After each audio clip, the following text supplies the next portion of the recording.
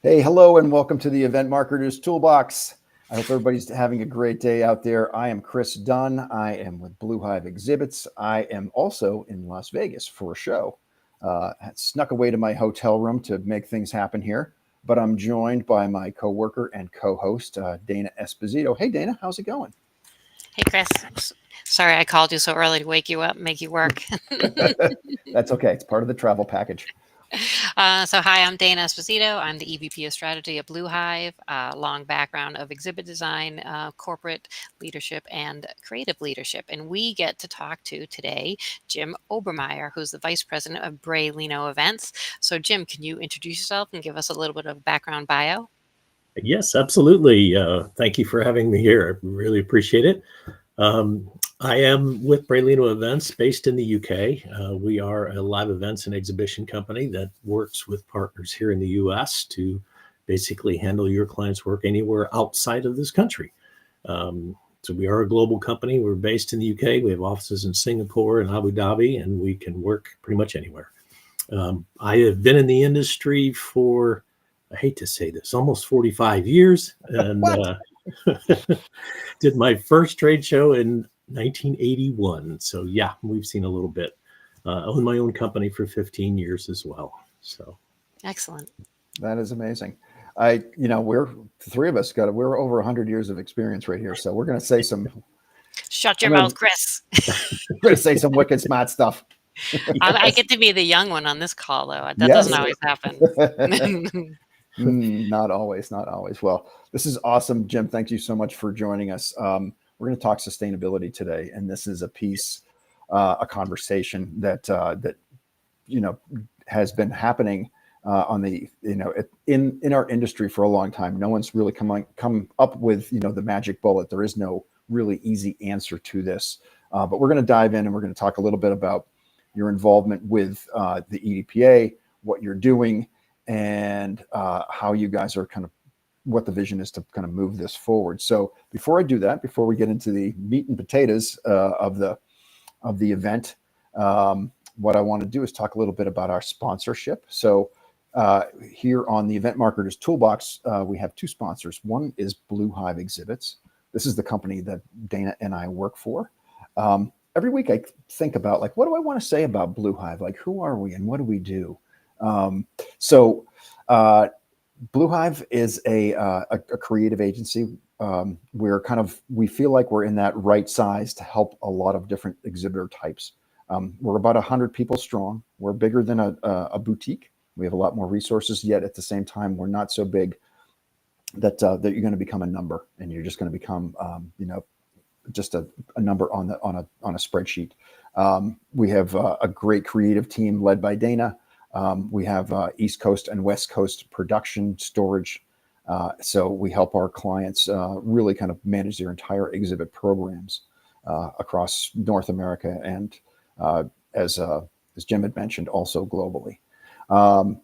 And then in addition to that, we have the support of our great partners at Fist Bump. Fist Bump is a group I came across a couple of years ago. Initially, the idea was like, hey, this LinkedIn thing is happening. I need some help here, kind of, working for my own personal brand and the Blue Hive brand.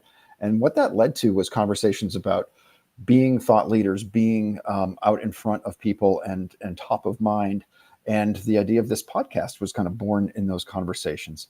And I'm so happy to say that here we are, where this is episode number 39. We've been doing this every week since the beginning of the year. And we get to have these great conversations with amazing people from all over the exhibition and event realm.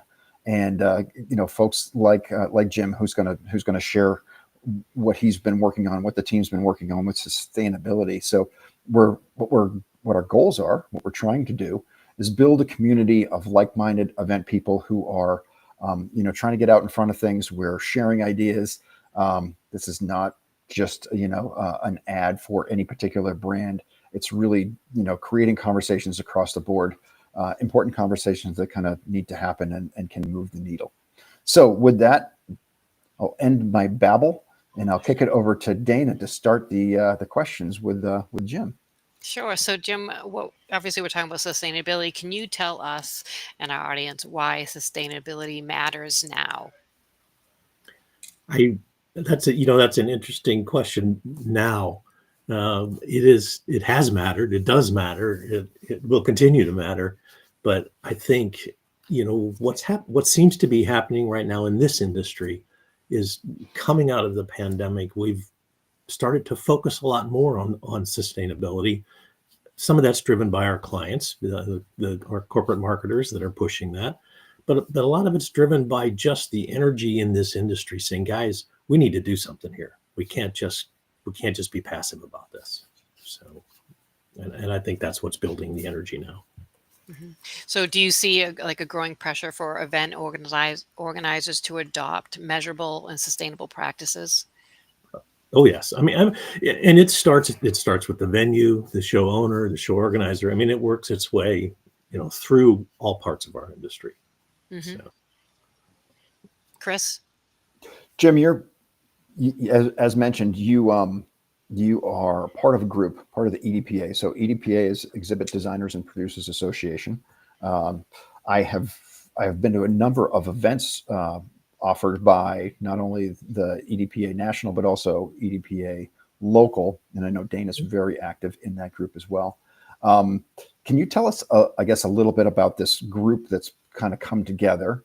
We talked a little bit before we went to the record mode here, but you were voluntold a while back to kind of, just nudge you, but you're passionate about this thing. And I was actually talking about, the amount of waste, and anybody who spends time on the show floor sees it. We see the piles and piles of the flooring and the plastic and the skids and just all the stuff, right? There's building a city, a branded city for all these brands, it takes time and energy, and it takes materials and stuff like that. So this is kind of, we've operated in a certain way for a long time, but we're finally, trying to move the needle on changing things. So tell us a little bit about the behind the scenes of the EDPA sustainability group and kind of what you guys are working on. Are there different subgroups that are focused on different things, or what does that look like?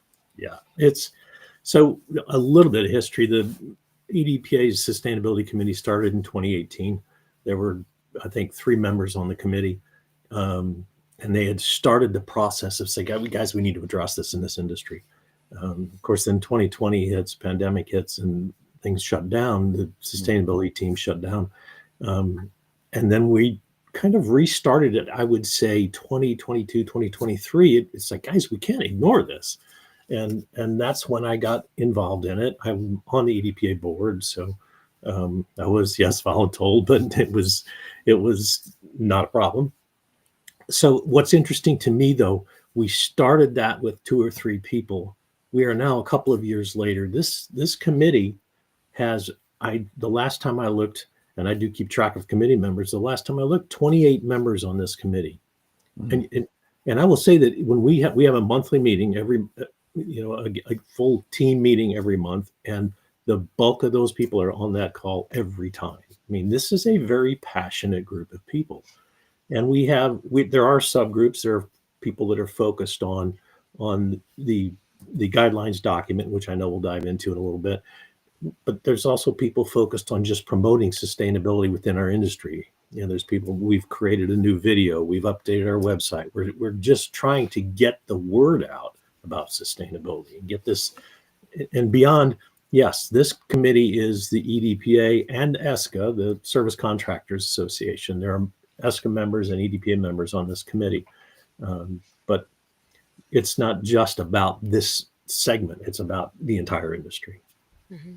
What I love and what I'm really proud about is, so the EDPA, if people don't know, the Experiential Designers and Producers Association, basically it's a nonprofit group that people from anybody in the industry can become a member of. And if you are a member, you can also be on different committees. So if you can imagine, Jim saying there's 28 people on this particular committee, there's many committees. And there's always usually a board member also on that committee as well. And the committee members are made up of people like us, like say at an exhibit company, right? We create, design, provide, build, store exhibits. There are a lot of our competitors who are very similar to what we can provide on that same committee. So, and then there are partners and vendors and all these different types of providers that we work with all the time. But essentially, it's competitors in the industry coming together for the good of the future of the industry. So I always think that's so powerful to understand that the core of EDPA, everything is always for, the good. And I've got to imagine, like, we're all humans living here on this earth. We're trying to do our best, right, in our own personal lives. I was pointing out earlier, I'm drinking, this is water in a can. It's not a beer. I have been known to drink beer on our show before, but not this particular time. But little things like stop making everything in plastic, and Right. let's get smarter about how we're packaging things. So some of it is sometimes just this simple. Do we need to put shrink wrap on every single skid, or can we just band it with something? Can we use reusable banding? So I mean, there's a gazillion different little aspects that we can address. Everything from the way we build to how we move freight across the country, to the materials that we're building with. Like, all of these things are factors. And it seems like, I know this is the adage, right? It's like, how do you eat an elephant? One bite at a time. And this is an elephant, right? This is a massive thing. Where do you even start? Like, so you guys have these monthly meetings. Do they tend to be chunked up into small pieces? Today we're talking transportation. Tomorrow we're talking, or next month we're talking about the materials used on the show floor. The next month, we're talking building materials. Like, do you break it up in a way that you can look at each kind of segment in a more bite-sized fashion? Actually, that's a great question, because at each one of these monthly meetings, we typically have a guest speaker. And the guest speaker will be from one of those segments that you're talking about. We've had the carpet guys talk to us. We've had transportation guys talk to us. So you're right. I mean, we do look at different aspects of this industry where sustainability has to be addressed, and we're bringing people in from different parts just to talk about how they're doing it. What are the issues and how are you addressing those issues? And the sustainability guidelines document that was created by this group breaks it down to that level. The goal with that document was to make it enough detail that, if I'm an owner of an exhibit house company and I know I need to address sustainability, what do I do first? How do I start this? Well, you open that document, you find something, wait, I could do that right now. So let's implement that right now. And then, the next thing, okay, let's work on that one next. And the idea was to give people, help them get into this, help them get started, help them get moving. So I joined the Sustainability Committee, and I'm late in joining. What I mean by that is I'm one of the if you go from member 1 to 28, I'm probably number 27 or something like that. So by the time I joined, Jim and the rest of the team and the committee have done an amazing, heavy lift amount of work, and not only getting all the research in from, like say for us, so we are an exhibit house. Beyond the things we can do internally, like housekeeping, like beyond what we can control on a daily basis, for us, a lot of that is, well, where the material that we're getting, where is it from? Is it wood? If it's wood, was it sustainably harvested? Was it already recycled before we received it? Same thing with aluminum. And then it's like any of the materials that we have, what's the full life cycle of it? So say we're bringing carpet in, was it carpet made from recycled plastic bottles? And then what happens to it after its use? Is it reused? Is it repurposed? Or if it's going to be disposed of, is it going in a landfill, or is it going to be reused some other way? So I was blown away with the amount of work that Jim and the team had done to really already do that research on all these different materials and how to implement them. And one really good example you might want to mention, I just think it's a good example because it's easy to absorb how great of a solution is, was like what Brewmark came up with the carpeting. If you want to tell that little piece. Well, they are, yes, Brewmark is just, and this is just recently they've announced this. They have developed a recycling system for their carpet. So your typical show carpet that gets used once and thrown in a dumpster is not happening anymore. They're collecting it, they're bringing it back, they're using it, they're creating other products from this used carpet. So it is not going to waste. And that's just one example of, taking a deeper look at this industry and the individual elements of this industry and what can you do to reduce that. You mentioned the reusable banding. Absolutely. I mean, we're seeing companies now come out with the reusable straps versus the metal banding that typically just gets thrown away. So each part of this industry is starting to look at, okay, what can we do to fix this? So right. I know when we first formed Blue Hive, and I started in 2005. So initially we rolled out an initiative in probably 2006 called Green Bee, and we were trying to get out in front of the sustainability movement at that point. Yeah. It was a lot about the materials being used, the laminates, the wood, so forth. Are you using plywood that doesn't have the nasty glue stuff in it? Are you using veneers, wood veneers versus plastic laminates and stuff like that? And what we found on the front end was it was a great conversation. People wanted to do the right thing, and it was 30% more to do it right, or to make it in a sustainable fashion. So that's probably also part of the situation. Is like it's difficult for a movement to hit a momentous velocity if it's always much more expensive to do things the right way. So that's, I'm sure, part of what you're addressing as well. Is like, how do we make this mainstream enough and be adopted by enough people that it's not more expensive to do this in a way that is beneficial for the planet and for the people? And I think that that was definitely an issue when we started with this. It was a lot more expensive to be sustainable. And I think what we're seeing now, though, when I look at some of these guidelines and look at some of the recommendations and suggestions, it's not that we're getting past that, where the cost to be sustainable is not what it was. I mean, it's much more even now. So excellent. That's certainly good to hear.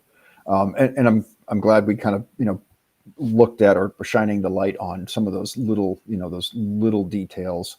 I know from a sustainability standpoint, big picture, tons of folks are using metal frame systems, whether it's be Matrix, Aluvision, Nexus, whatever it is, right? These are frames that are used probably 30, 40, 50 times sometimes, so that in and amongst itself, the main component of the building of exhibits has really changed dramatically from being all wood in the past 20 years ago to really heavily leaning into systems. Systems have a lot of benefits. They also make a lot of exhibits look very similar. It's harder to stand out. So you need to be creative, and that falls to people like Dana and her team of designers that say, well, we're going to add, yes, we might use a system like that as the bones of the booth, but we're going to do things to it and add accessories and so forth that kind of take it to the next level.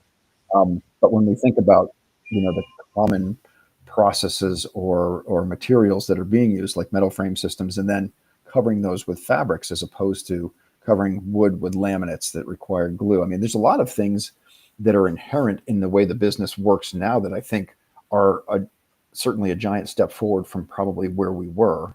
The whole term of that's more of a European term, the build and burn, where literally you build something and come with a tractor and crush it and stuff it into a dumpster or burn it in the parking lot or something, right? The vision created from things like that are scary. I think this is how it was being done for so long. And I think rental of whether it's the frames that you're renting, the inner structure, like the aluminum tube, say for hanging sign structures, and even the traditional wooden laminate cabinetry, reception desk. Like so many providers, like Blue Hive and Bray Leino, like we have rental large inventories of things that were built custom, they were designed custom, and the fact that they're in our rental inventory and we keep them up there to always look tip top shape. The fact that it's rental is that in itself is such a huge sustainable thing. Yes, getting a lot of mileage out of it. Yep, and that's part of the. I want to go back to the build and burn because company I'm with is based in Europe, and that was a huge thing. I mean, that was what drove a lot of sustainability issues in Europe, was trying to stop that build and burn practice. And it was because it was much more prevalent there than it has been here in the U.S. But yeah, the idea of these aluminum systems using fabric instead of PVC, and using rental systems instead of buying new every time. I mean, those are definitely some of the things that are happening now that are bringing that sustainability to us. Yeah. And overseas, when they answer, like, we have a couple really trusted partners, and I've met people when I've gone to, say, Euroshop and whatnot, and I've asked them about that. And their answer is different because, say, in the States, we have a lot more space, right? So it's easier for us to store client-owned properties. It's easier for us to store rental properties. For them, they have to be much more selective about what they're storing because they don't always have the space that we don't even realize how much space we have over here in the US, right? So they have to be really cognizant of that. So, like, one particular partner, they have like their hospitality cabinets, like they're on wheels. It's a hospitality cabinet's always set up inside with real plates, and because they're always serving food and coffee cups and that sort of thing. And so they'll have like hundreds of those that they use. And in the exhibit might still be what I would consider a build and burn, but they will deliberately repurpose parts of it. And I'm like, well, what do you mean? Because if I see you spackling a wall on show site, I'm thinking you're never going to use that wall again when you tear it down. And they said that they won't use it as a wall necessarily again.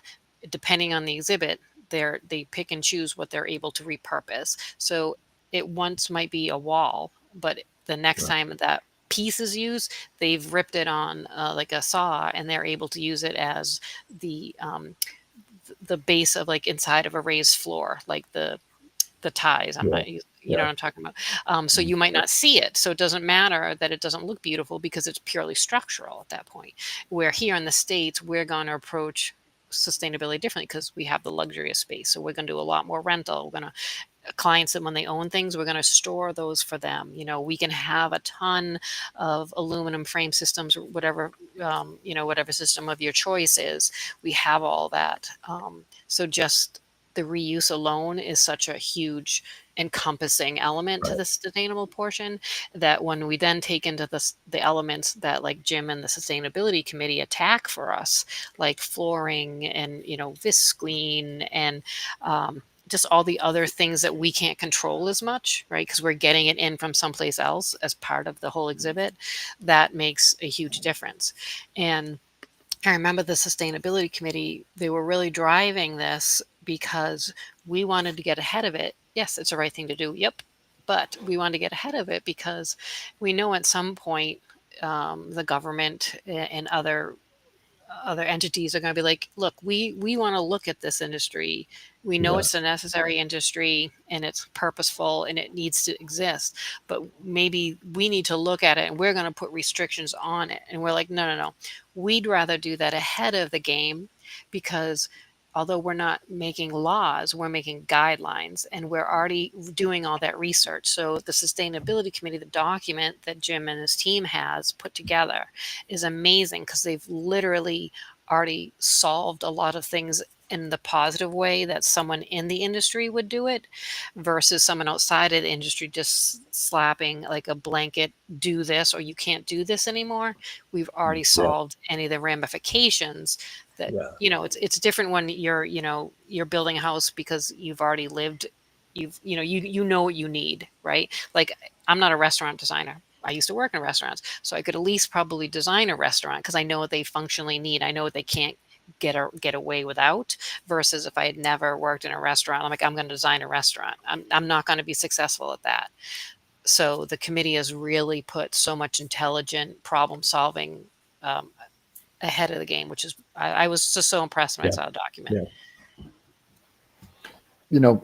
Dana, you brought up a couple examples, and just a couple of the things that I've seen as far as how companies are reusing things, repurposing things, and, for not only for benefit and cost savings for themselves, but because it leans into that sustainability factor. So the idea of taking old Sintra graphics and using those as crate liners, as in a lot of cases, slide those things in so that the panels that live on top, can slide in and out easily. Certainly the carpet, a lot of old carpeting is used for creating, we're making, jig sticks and then covering them with carpet and so forth. So we're protecting the pieces that are being built, the cabinets, the walls and so forth.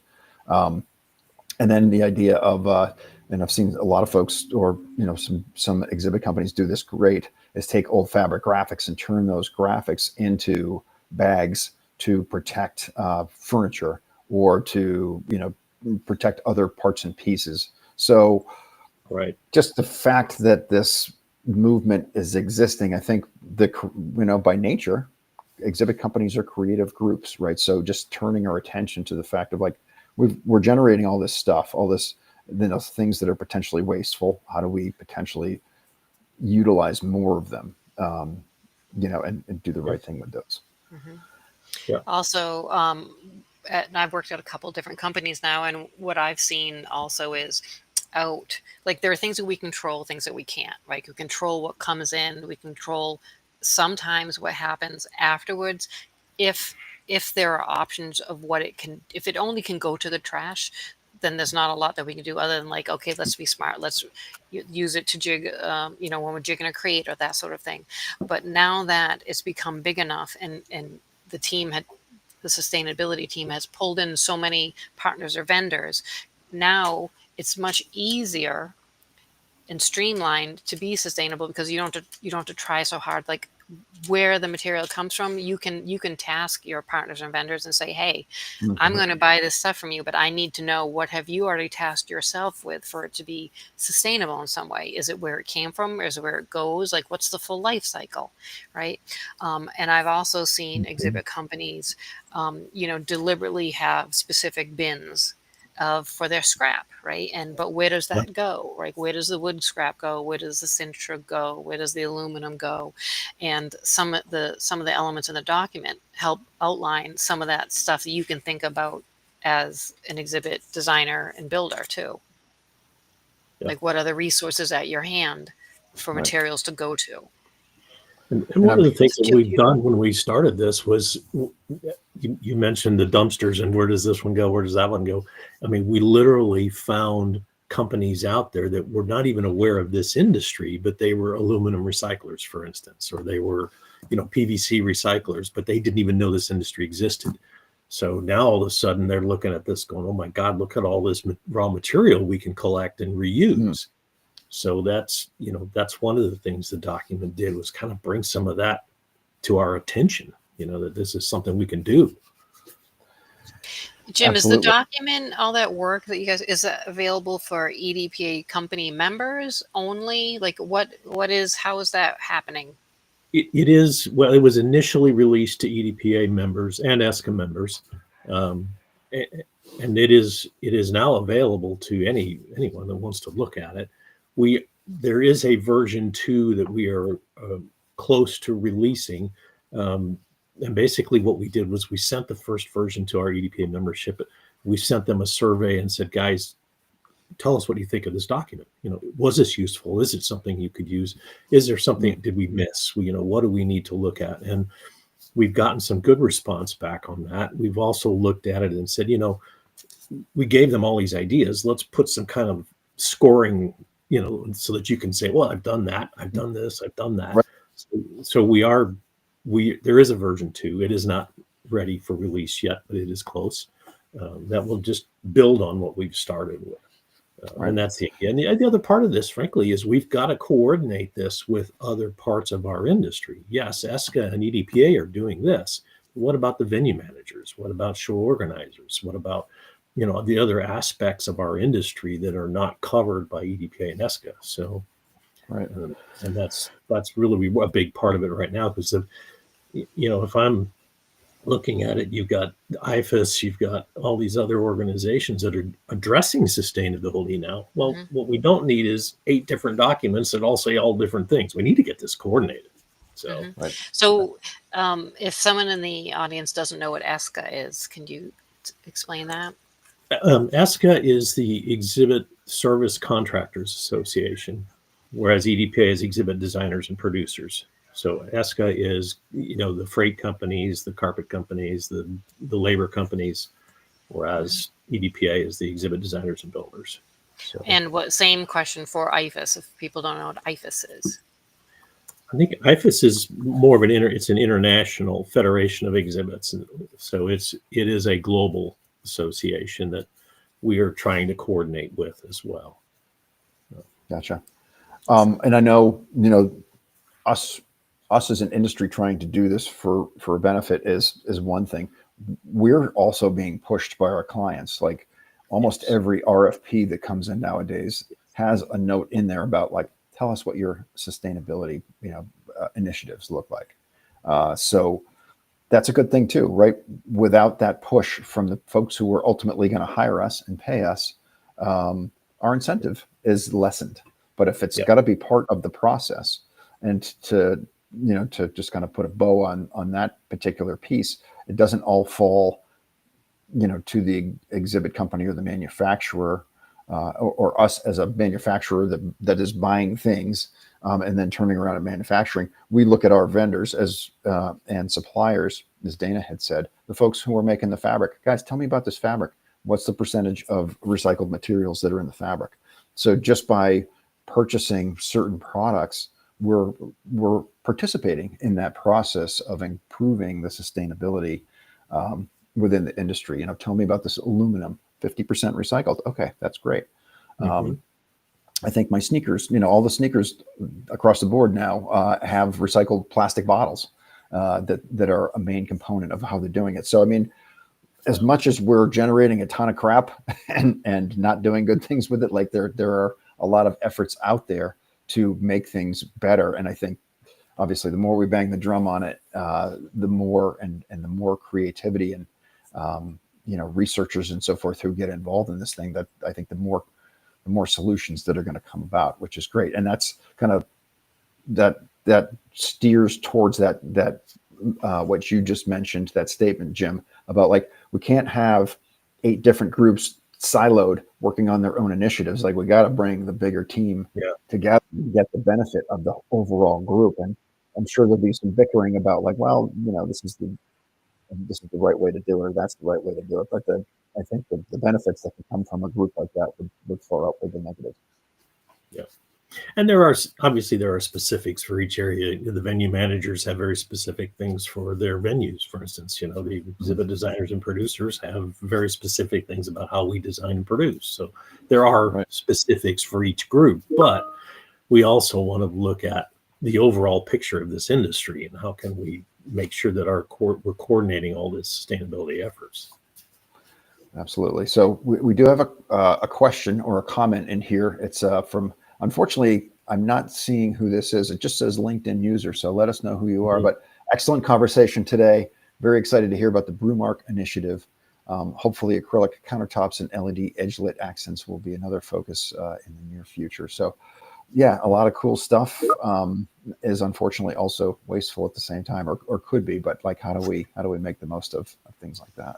Yeah. The LED lights, they were a step into the sustainability direction years ago because of the amount of electricity, and they don't give off heat, so they were safer. So like everything, a lot of the things that we talk about now that we're able to find sustainability solutions or elements of sustainability to them, 2 years from now, 5 years from now, those will all continue to improve. Hey, Rob Valente. That was Rob's comment. So, hey, Rob, thanks for weighing in on that. One other thing too that I want to, I guess, point out or throw out there. And granted, I'm not a rocket science, haven't invented anything in particular here, but the flat screen TV dramatically changed the way that we build exhibits. I remember when I first started, and granted, Jim, you got some time on me, so you dealt with this. But remember the old TVs, the giant freaking caboose on the backside of it? You build a hole in a wall, and the TV, and the tiny little screen pokes through. And now we've got these enormous things that are super flat. They're that thick, and you hang them on a wall. And instead of having to print graphics, we have digital signage. Yeah. The cost of these, TVs or screens is so reasonable they're almost like just a consumable Yeah. product. So like that, I feel like, and that's a bigger picture, right?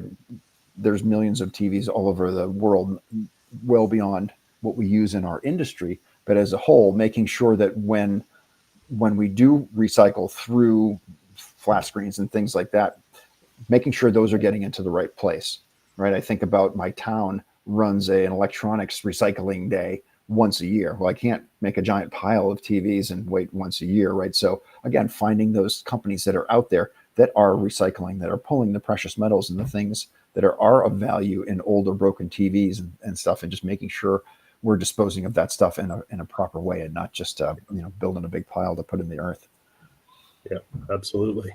Yep. Awesome.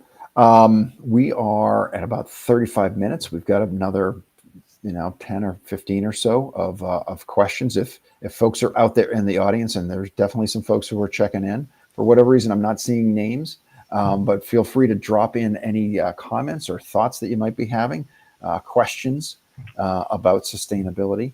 I know, and I know, I'm sorry, go ahead, Dana, take it away. I was just going to say, if anyone who's listening today would like to see the current sustainability document that the team has assembled to this point, Jim, I know you said there's going to be a new version coming out, but if someone wanted to either get the current one or to be on some sort of list to see the one coming out, version 2, what's the best way for them to have access to that? I believe that you can go to the EDPA website, the sustainability page, and there's a link there to the document. There is a sustainability page on the EDPA website, and I believe there is a link there that'll take you to that. So, is that just for members only, or can folks who are not members access that? I don't think so. I think it's open to anyone now. It was members only initially, but all right. I'm going to. I just gave Milay the email, the web link for that. So if you want to drop is that available as like a PDF document as well? We can put that in the show notes, and we can certainly. Yeah, we could do that. Absolutely. Yeah. Perfect. Yeah. Okay, great. So James Bogey's saying his MPI chapter had a sustainability panel, and they said disposing of the TVs is a major challenge for trade fairs and sustainability. I completely see that again. It's cheaper to buy a 42-inch screen than it is to print the graphics these days. I see a lot of, we work with a lot of companies. Some are renting, some buy their own materials. Sometimes there's a giveaway, post show, like, hey, we just bought a whole bunch of new screens. We're going to give these away either to employees or folks who maybe live in that local community, or donating them to Habitat for Humanity or something like that. There are certainly solutions. Sometimes it just takes, being a little creative and looking in the right spot in order to make sure we're doing the right things. That show is over. Jim, you've got a unique perspective just based on where you work, right? You work for a European, UK-based company, and you talked already a little bit about how they're a little further along. I think the US is maybe trailing in some ways because we've, as Dana mentioned, we've got the benefit of a pretty big country. We've got more land. We store things. We've done things differently. Do you see anything that's being done in that European or Asian marketplace that maybe it's like, okay, that's a great idea, that's working, that will come here and push us, along those same tracks? I don't know if there's any specific actions that they're doing that we aren't working on doing, but I think it's more the fact that it's just a much bigger aspect for them when they're talking to clients, when they're talking about projects. The sustainability piece is wrapped right into it. It's not a case of, oh, let's design this exhibit. Oh, wait, is that sustainable?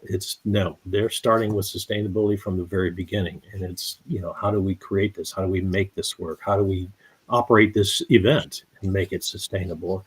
And, the company I work for does a lot of corporate events, not just exhibition side, but event side. And then it's looking at, how do we make registration sustainable? How do we make, we're not giving away things that people are going to throw away after they leave the show. I mean, it's just like every little aspect of it. How do we really use sustainability to guide how we create these events? Literally, like right down to your the lanyards that are holding the badges. Absolutely. Yeah. You know, event wise and show wise, we've all seen these cool little kitschy things that are a badge that lights up, or it's got a smart chip in it, and you click them together and they talk to each other. Awesome. But what happens to all that stuff when the show's over? Exactly. There's got to be, as much as we're making strides, we're creating new technology that's then creating trash. Think about all these concerts with the lights. You come in, your Taylor Swift concert, and you put something on your arm, and then when the music's playing, like all of the lights, that 65,000 people, the lights are on everybody's wrist, are going off at the same time, and it looks freaking awesome. Yeah. And like, what happens to that stuff after that event?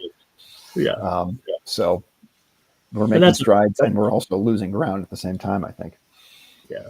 But I think that's a big aspect of it, from the perspective of at least for the company I work for in the UK, is it's when we start planning an event, sustainability is the top of the list. How do we make this event sustainable? And that's right.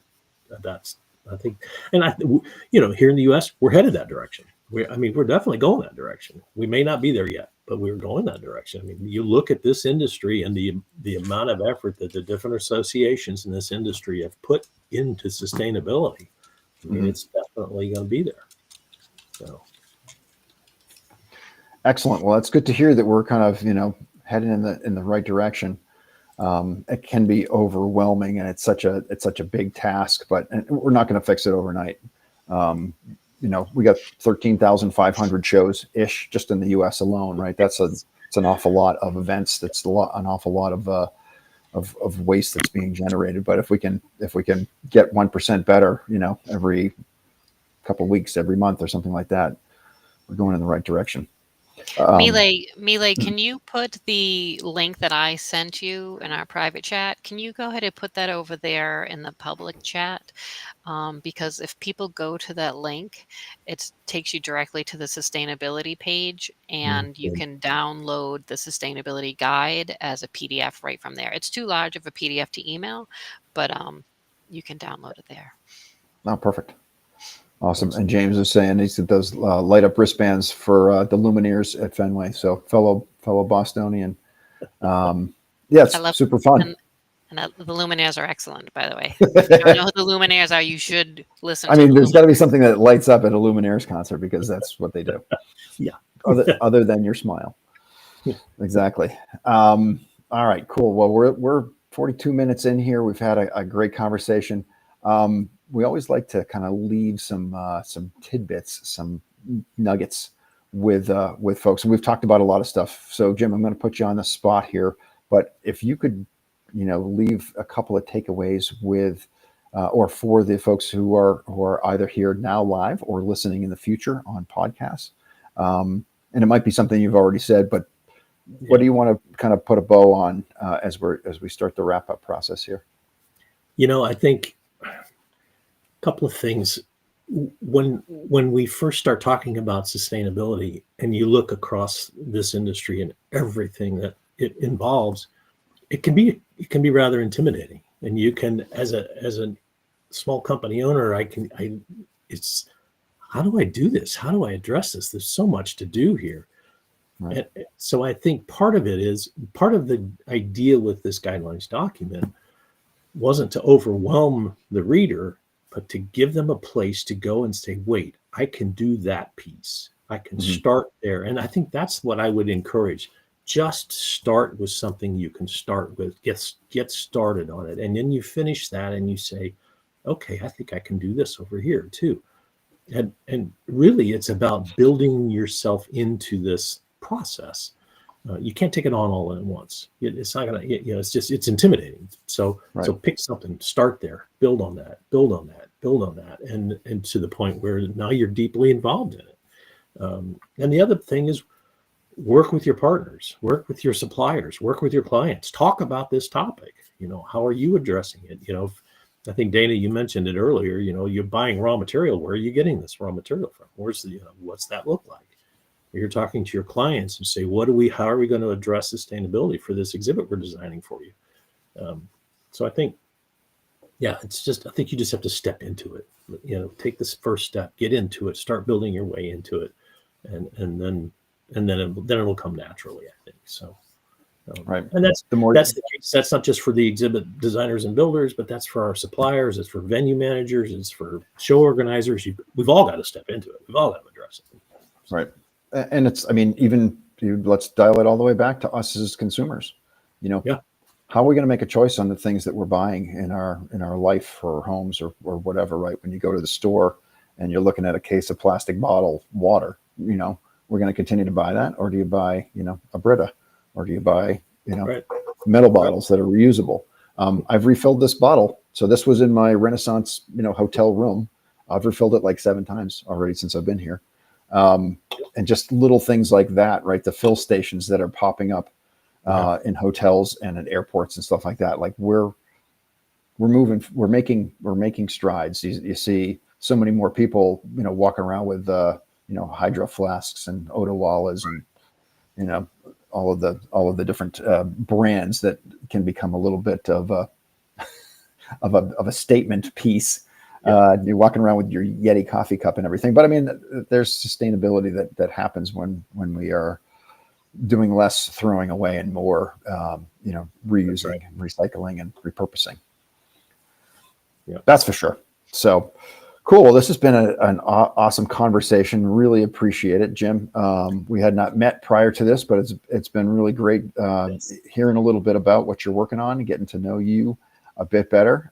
You planted some great seeds on just, how do you do some little things to get started. And certainly that document that we've discussed and that Mila has put in as a link is a great resource.